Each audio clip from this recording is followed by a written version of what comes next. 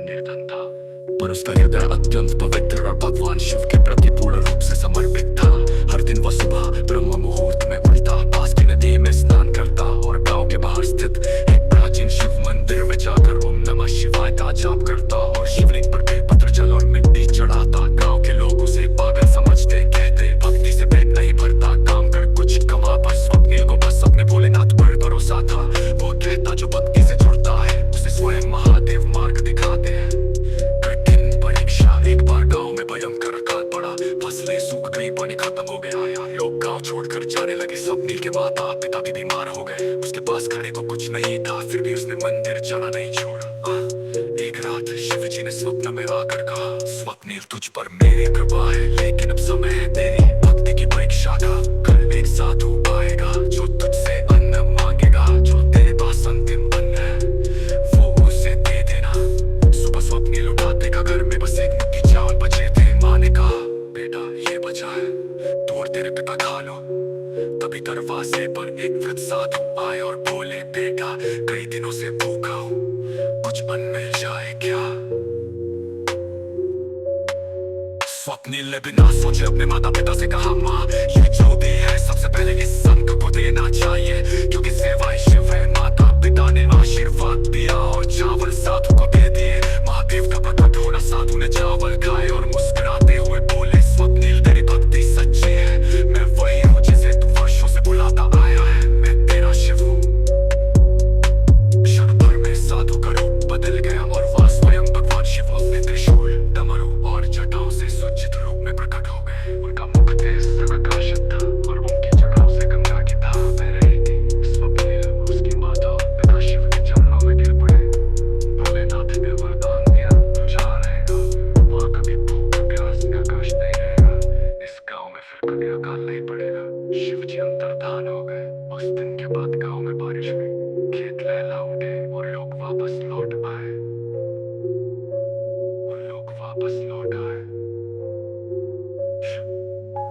इस कथा से हमें ये शिक्षा मिलती है कि यदि भक्ति सच्ची हो, सेवा में स्वार्थ न हो और विश्वास में टूट हो, तो स्वयं भगवान शिव अपने भक्त की रब की रक्षा करने मंदिर जाना है।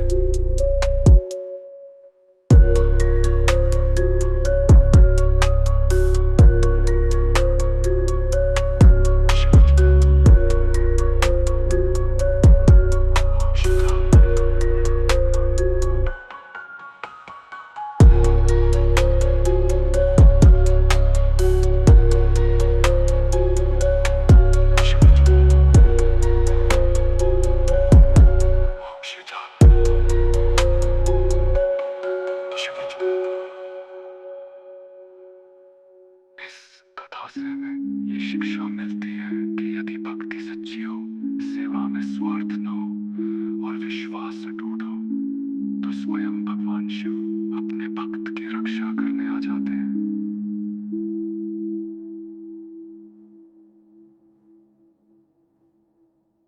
सच्ची भक्ति की तपस्या की और महाकाल की कृपा की जीवंत मिसाल है प्रस्तावना। धरती पर संकट बहुत समय पहले की बात है। एक छोटा सा गांव था शिवपुर, जहां भयंकर अकाल पड़ा था। न पानी था न अन्न, लोग रोज भूखे मरने लगे थे। लेकिन उस गांव में एक साधारण सा किसान रहता था, जिसका नाम था वज्रभक्त। वज्रभक्त गरीब था, लेकिन उसकी भक्ति अमूल्य थी। वो प्रतिदिन सुबह उठकर नदी किनारे जाता, शिवलिंग बनाता, बेल पत्थर चढ़ाता और केवल जल अर्पण करके ओम नमः शिवाय का जाप करता था। अत्याचारियों का आतंक वही गांव पर एक अत्याचारी जमींदार शासन करता था, कंठासुर। उसने सभी पूजा पाठ यज्ञ व्रत बंद करवा दिए थे। उसने कहा शिव कुछ नहीं करते, अगर कोई शिव की पूजा करेगा तो उसकी सजा मौत होगी। पर वज्रभक्त रुका नहीं।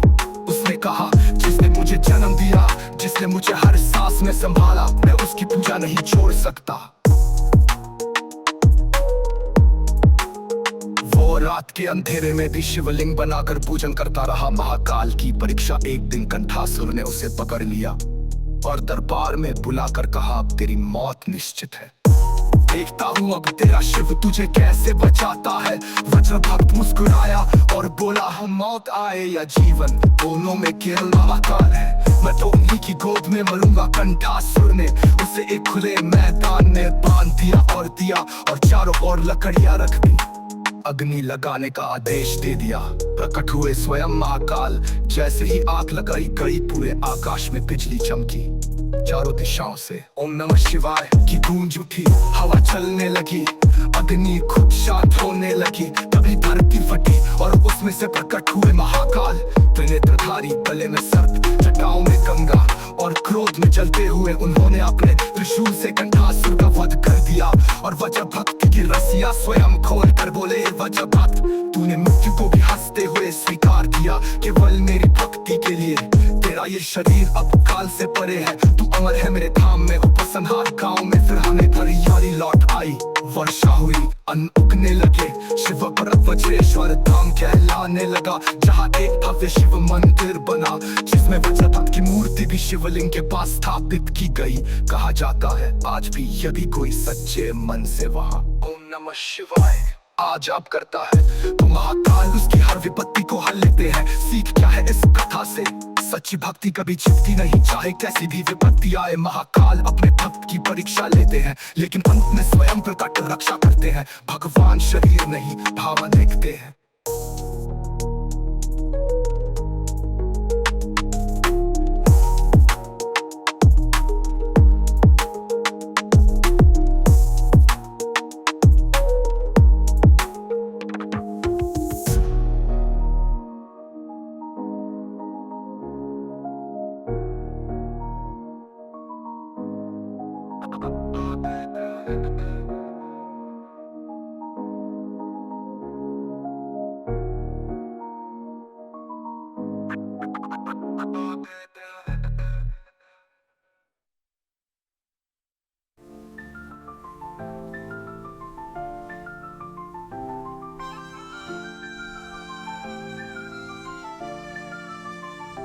देखता हूँ अब तेरा अंधेरे में भी शिवलिंग बनाकर पूजन करता रहा। महाकाल की परीक्षा एक दिन कंठासुर ने उसे पकड़ लिया और दरबार में बुलाकर कहा, अब तेरी मौत निश्चित है, तुझे कैसे बचाता है? वज्र भक्त मुस्कुराया और बोला, मौत। भगवान महावीर की प्रेरणादायक कथा, शिव और सच्ची भक्ति की परीक्षा। कथा का नाम शिव और एक निर्धन माली की भक्ति। कथा की शुरुआत प्राचीन काल की बात है। एक छोटे से गांव में चंद्रभानु नाम का एक निर्धन माली रहता था। उसके पास ना तो धन था, ना बड़ा घर और ना ही कोई परिवार, पर उसके पास था तो केवल एक चीज, अटूट श्रद्धा और भक्ति महादेव के प्रति। वो प्रतिदिन जंगल से ताजे फूल चुनता और दूर पहाड़ी पर स्थित शिव मंदिर में चढ़ाने जाता। उसका जीवन अत्यंत कठिन था, फिर भी वह कभी शिकायत नहीं करता। उसकी दिनचर्या में सिर्फ एक उद्देश्य था, महादेव को प्रसन्न करना, भक्ति की परीक्षा। एक दिन भगवान शिव और माता पार्वती कैलाश पर बैठे थे। माता पार्वती ने मुस्कुराते हुए कहा, स्वामी, संसार में लाखों भक्त हैं, पर सच्चा भक्त कौन है? भगवान शिव बोले, पार्वती तुम चाहो तो देख लो, मैं तुम्हें एक सच्चे भक्त से मिलवाता हूँ। शिव और पार्वती एक साधु का रूप लेकर चंद्रभानु के गांव पहुंचे। उन्होंने देखा कि चंद्रभानु रोज की तरह फूलों की टोकरी लेकर जंगल जा रहा था। वे उसके सामने आ गए और बोले, बेटा हम भूखे हैं, क्या कुछ खाने को मिलेगा? चंद्रभानु ने अपनी टोकरी नीचे रख दी और कहा, भिक्षुकों को खाली हाथ लौटाना पाप है। मेरे पास कुछ नहीं, पर आप दोनों यहीं बैठिए, मैं कुछ ला कर देता। वो तुरंत गांव गया, मेहनत करके कुछ अनाज और फल लाया और उन्हें दे दिया। उसके लिए वो भोजन कई दिन का था, फिर भी उसने दे दिया, क्योंकि उसके अंदर सेवा और करुणा थी। सच्चा शिव भक्त कौन? अगले दिन जब वो मंदिर पहुंचा, फूल चढ़ा रहा था, तब शिव और पार्वती अपने असली रूप में प्रकट हुए। चंद्रभानु की आंखों में आंसू आ गए।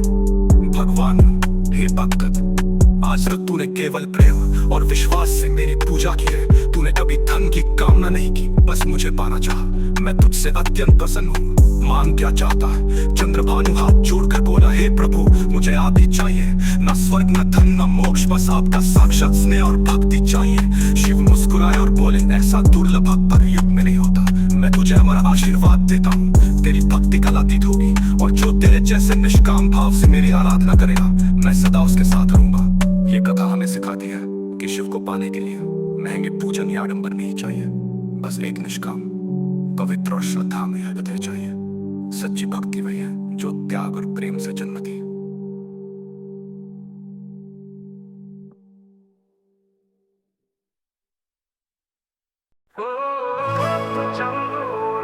और भूल लेना समय पहले की बात है।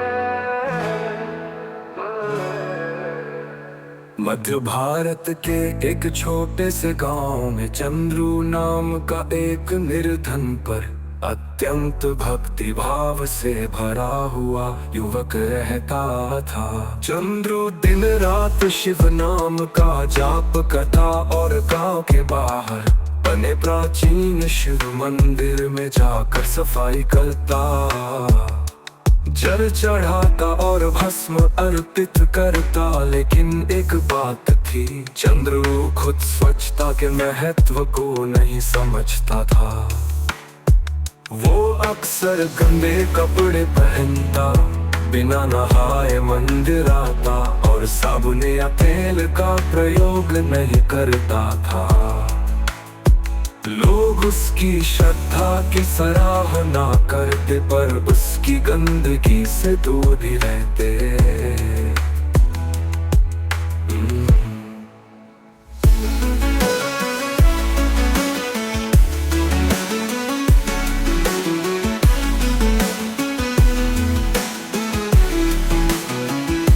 रात भगवान शिव प्रकट हुए एक दिन सावन मास की एक पवित्र रात को, जब चंद्रू मंदिर में सोया हुआ था। शिव भगवान स्वयं उसके स्वप्न में प्रकट हुए। भोलेनाथ बोले, चंद्रू तू मेरा सच्चा भक्त है, लेकिन क्या तू नहीं जानता कि शिवत्व का एक हिस्सा स्वच्छता भी है। जिस शरीर को तू शिव का मंदिर कहता है, उसकी देखभाल किए बिना क्या सच्ची भक्ति हो सकती है। चंद्रू ने हाथ जोड़कर कहा, प्रभु मैं तो यही सोचता था, ये शरीर से क्या लेना, मन पवित्र हो बस यही काफी है। शिव मुस्कुराए और बोले, मन की पवित्रता और शरीर की स्वच्छता दोनों आवश्यक है। जिस प्रकार मंदिर को साफ रखने से उसमें दिव्यता आती है, वैसे ही तन को स्वच्छ रखने से मन और आत्मा भी प्रसन्न रहते हैं। साबुन, जल और स्वच्छ वस्त्र ये भक्ति की भूमि को और पवित्र बनाते हैं। शिव का उपदेश, साबुन भी भक्ति का अंग है। फिर शिव ने अपनी जटाओं से एक लोटा गंगा जल निकाला और कहा, हर सुबह तन को शुद्ध कर, साबुन से स्नान कर, फिर मन को शुद्ध कर, जप कर। ये दोनों मिलकर तेरी साधना को सिद्ध बनाएंगे। अगली सुबह का चमत्कार, अगले दिन जब चंद्रू उठा तो पास में एक चंदन की खुशबू वाला दिव्य साबुन रखा था। उसने सोचा कि ये प्रभु का आशीर्वाद है।